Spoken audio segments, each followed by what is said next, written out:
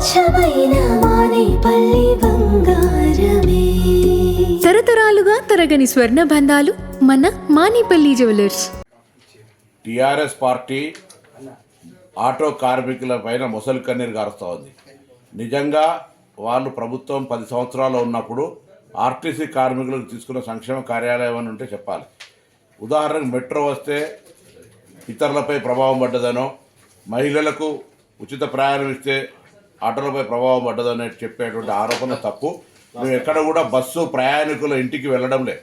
Bus గతంలాగానే bus stand నుంచే పోతూ ఉంది. ప్రజలు ఇంటి దగ్గర నుంచి బస్టాండ్కి రావడానికి ఆటోలు వాడుకుంటా ఉన్నారు. అవును, ఎన్నికల హామీ మేము 12,000 రూపాయలు సంవత్సరానికి ఇస్తామని చెప్పినాం. మీ నిర్వాహకం వల్ల, ఆర్థిక సంక్షోభం వల్ల ఈ సంవత్సరం ఇవ్వలేకపోయినాం.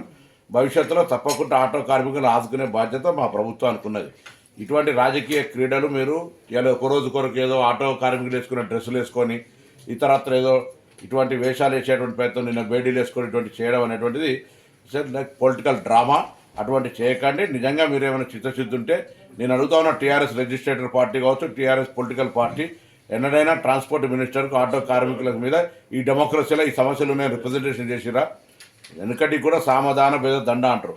అవేం లేకుండా మీరు కనీసం రిప్రజెంటేషన్ కూడా చేయకుండా మీరు అటుగా ప్రొటెస్ట్కి వెళ్ళిపోతే మేము అనేక సందర్భాలు ఆటో కార్మికులతో సమావేశాలు పెట్టినాం. రండి, ఆటో ప్రతినిధులు తీసుకొని బరాబరుగా డెమోక్రటిక్గా మా ఆఫీసులో కూర్చొని మాట్లాడదాం. అంతేగాని ఇటువంటి వాళ్ళ పేరు మీద మీరు పొలిటికల్ ప్రోగ్రామ్ తీసుకునేటువంటి ప్రయత్నం చేస్తే ఇది మంచిది కాదు సమాజానికని మనం చేస్తాము.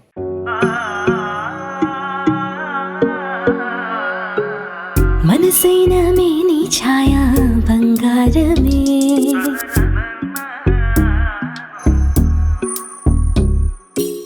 సొగసైన మేలి మాయా బంగారమే.